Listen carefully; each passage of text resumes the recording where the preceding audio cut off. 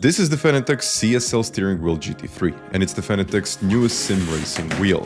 Since Fanatec's McLaren license expired, the extremely popular McLaren GT3 wheel could no longer be sold new. Because the wheel was a hit, because it was actually a budget-friendly option, Fanatec chose not to discontinue it. Instead, they removed the McLaren logo, changed the orange accents to black, added a clean minimal pattern to the faceplate, and just like that, we got the CSL Steering Wheel GT3.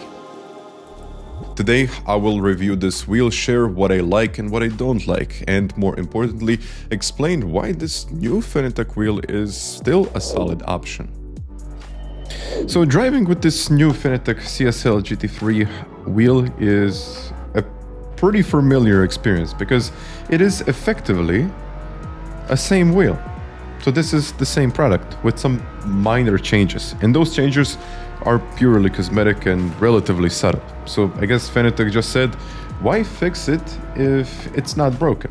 So the McLaren GT3 wheel earned its position in the market and earned its popularity because it was everything that a budget sim racer needed for the quality that it provided.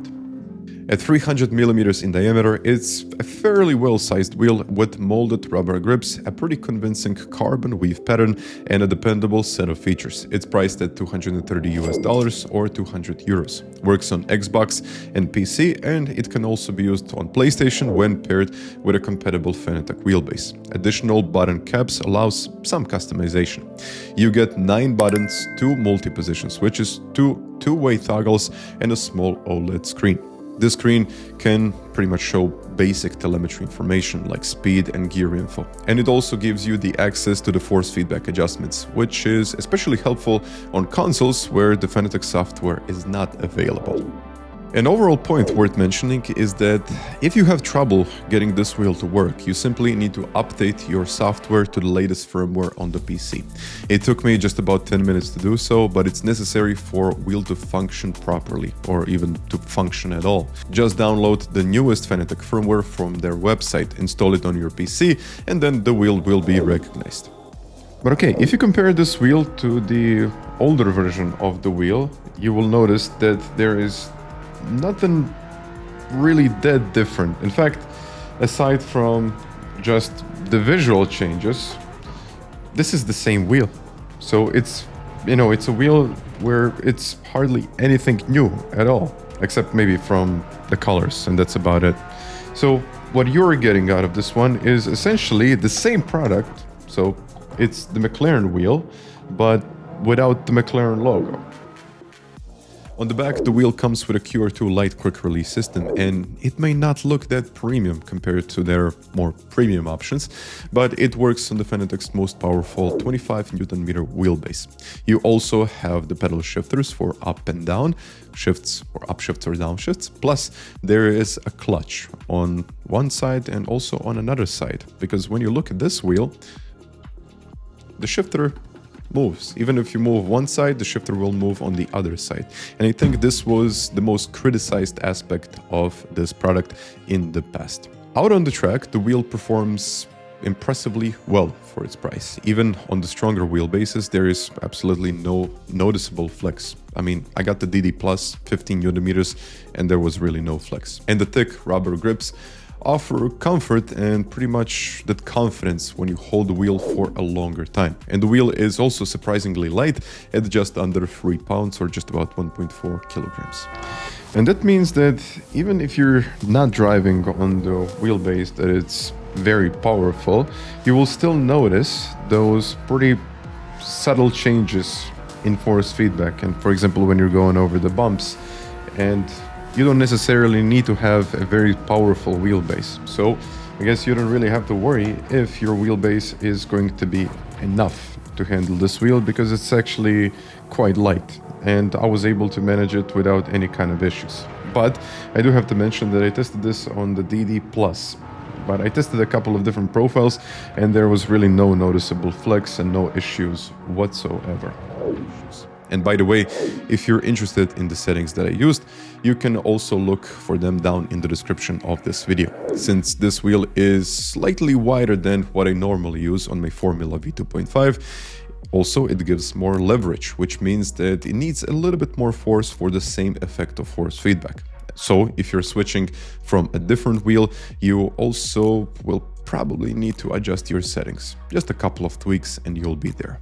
Although I just kept most of my settings the same and I did some minor adjustments. If we go to the menu, you can see that these were my old settings. Now, because this has a wider diameter, I would have to increase the force feedback maximum torque. Depends, of course, on every sim, any kind of game that you play is going to be different. I know some might go all the way up to 10, but that's really difficult to manage. I would really like to keep it between 4 and 5 and then adjust the settings on the wheel, actually on the wheelbase itself. So overall, if you're wondering about the driving experience with this wheel, it is wider than what I normally use, and that's the Formula V 2.5. But it's quite easy to, let's say, adjust brake-in bias. You can change everything pretty much on the wheel. But then, for example, when I'm going into the corner, I can still feel what I need, to get that right racing line out of the corners. So if you have a pretty good wheelbase, like for example the DD Plus, the wheel is basically an extension, and this extension of your key force feedback areas is, I believe, more than enough to feel the details and just to really understand what you need to do.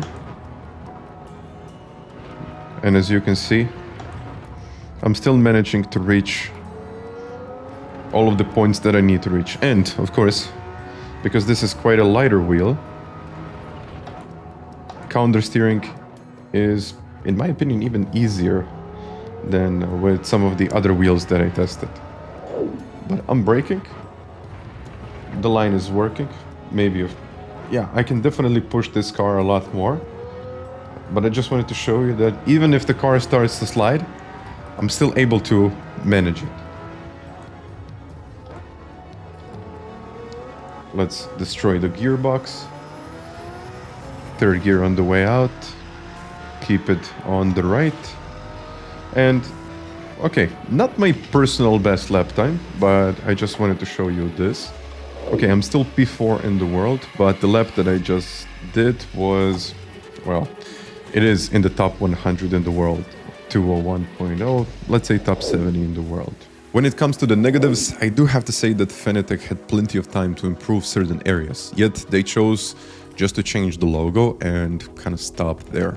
So even the new branding doesn't look especially refined when you look closely to it.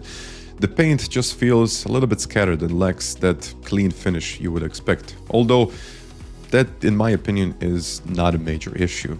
The biggest issue for me are the shifters. As I mentioned before, they could have been upgraded to something that is a little bit easier to use and, well, even more tactile than what they are now.